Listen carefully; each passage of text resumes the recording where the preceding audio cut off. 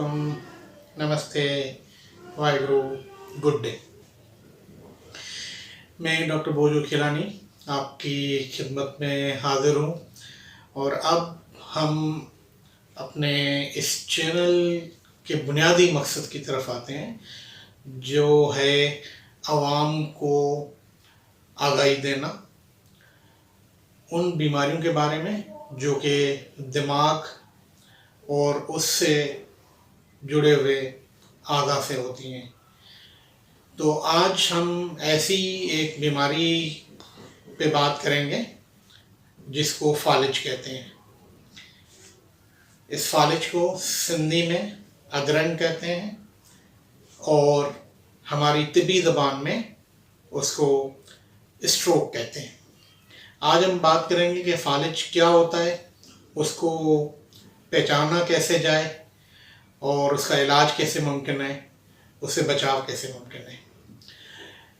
तो बुनियादी तौर पर फालिज दो अक़साम का होता है। एक किस्म वो होती है जिसमें हमारे दिमाग की कोई छोटी रग अगर वो फट जाती है और खून दिमाग में जमा हो जाता है, जिसको ब्रेन हेमरेज कहते हैं। दूसरी फालिज की किस्म वो होती है जिसमें जो खून की शरियानें हैं उनमें ब्लॉकेज हो जाती है, बंदिश या रुकावट आ जाती है, खून जम जाता है वहाँ पे, जिसकी वजह से दिमाग का कुछ हिस्सा काम करना छोड़ देता है, मुतासिर होता है खून की कमी की वजह से।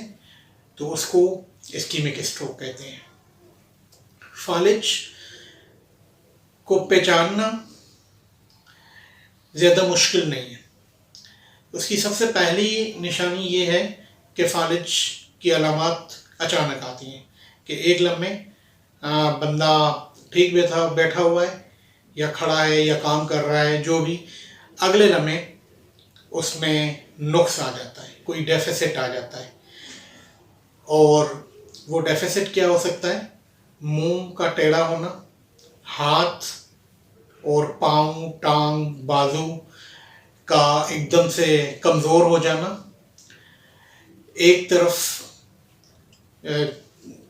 के जो बाजू और टांग और चेहरा या पूरा जिस्म का एक हिस्सा उसका सुन्न हो जाना अचानक से, या आवाज़ में तब्दीली आ जाना, आवाज़ में रुकावट आना, वाज़ेह या क्लियर आवाज़ की प्रोडक्शन ना होना, या अचानक से सोच समझ कर चला जाना, या अचानक से एक तरफ की नज़र का गायब हो जाना, या अचानक से निगलने में मसला होना, या बहुत ज़्यादा चक्कर आए जिसमें बंदे को चलने में बहुत मुश्किल हो और वो लड़खड़ा जाए। तो ये फालिज की निशानियां हैं।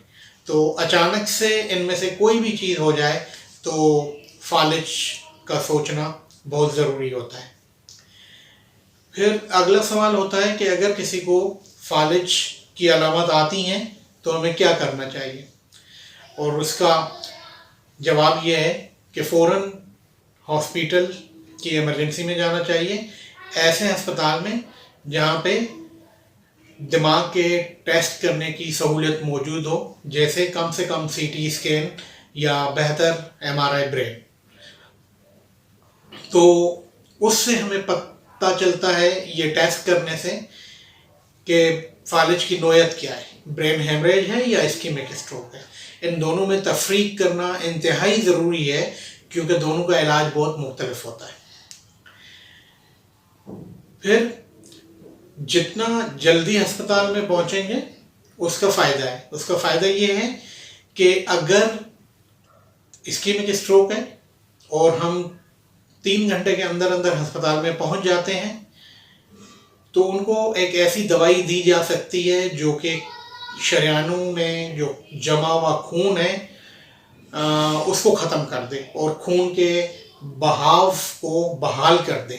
तो फालिज से जो नुकसान होता है उसके कम होने के चांसेस ज़्यादा होते हैं, रिकवरी के चांसेस ज़्यादा होते हैं। कई लोग बिल्कुल भी ठीक हो जाते हैं, लेकिन ओवरऑल ऐसी दवा मिलने से 30% बेहतरी के ज़्यादा अमकानात होते हैं। اور پھر باقی جو علاج کا حصہ ہوتا ہے وہ اس پہ منحصر ہے کہ اس کو فالج کیوں ہوا ہے، اس کے رسک فیکٹر کیا ہے. ہم تھوڑی دیر میں ان رسک فیکٹرز پہ بھی بات کریں گے. تیسری چیز جو فالج کے مریضوں کو شروع میں کی جاتی ہے وہ یہ کہ ان میں حرکت نہیں ہوتی ہے، وہ ٹانگ پاؤں ہلا نہیں پاتے، اپنا بازو ہلا نہیں پاتے، تو ان میں ٹانگوں میں خون جم جانے کا خدشہ ہوتا ہے جس کو ڈیپ وینس تھرومبوسس کہا جاتا ہے. تو اس سے بچنے کے لیے تھوڑا سا خون پتلا کرنے کی دوائیاں دی جاتی ہیں خاص قسم کی. دوسرا کیونکہ وہ ایک جگہ پہ پڑے رہتے ہیں تو ان میں بیڈ سورس یا پریشر سورس، یعنی کہ جسم کے وہ حصے جو کہ مسلسل بیڈ سے ٹچ ہوتے ہیں، وہاں کی جو اسکن ہے وہ ڈیمیج ہو جاتی ہے. تو اس کو بچانے کے لیے، وہ زخم بچانے کے لیے ان کو بار بار کروٹ دلائی جاتی ہے. تیسری چیز، ایسے لوگوں میں انفیکشن کے چانسز زیادہ ہوتے ہیں، خاص طور پر سینے کے انفیکشن کے. تو اگر ان کو نگلنے میں مسئلہ ہے تو ناک میں ایک ٹیوب ڈالی جاتی ہے، منہ سے ان کو کچھ نہیں دینا چاہیے تاکہ اس کی رسک یعنی کہ نمونیا کی رسک کم سے کم ہو سکے. دوسرا مقصد ہسپتال میں رکھنے کا یہ ہوتا ہے کہ رسک فیکٹر اسیسمنٹ کی جائے کہ ان کو فالج کیوں ہوتا ہے. سب سے عام جو رسک فیکٹر ہیں بلڈ پریشر یا بلند فشار خون، جس کو ہائی بلڈ پریشر بھی کہتے ہیں، شوگر کی بیماری، ڈائبٹیز یا ذیابیطیس، ڈسلیپیڈیمیا یا جسم میں کولیسٹرول یا چکنائی کی زیادتی، دل کی بیماریاں، اسموکنگ، سگریٹ پینا یا ایون کسی بھی فارم میں تمباکو کا استعمال. یہ ساری چیزیں ایسی ہیں جن کو آسانی سے اگر ٹھیک طرح سے دوائیاں لی جائیں اور کھانے پینے میں احتیاط کیا جائے تو آسانی سے یہ رسک فیکٹر کنٹرول میں آ سکتے ہیں. تو ان کا کنٹرول کرنا بہت ہی ضروری ہے. اور خون پتلا کرنے کی دوائیاں جو بہتری یہ ساری چیزیں اس لیے ہیں کہ اب دوبارہ سے فالج نہ ہو. اور پھر ہارٹ کا ایکو کارڈیوگرام کرنا چاہیے کہ دل کیسا کام کر رہا ہے، یہاں کی شریانوں کا الٹرا ساؤنڈ کرنا چاہیے، شیرگ میں کوئی بندش تو نہیں ہے.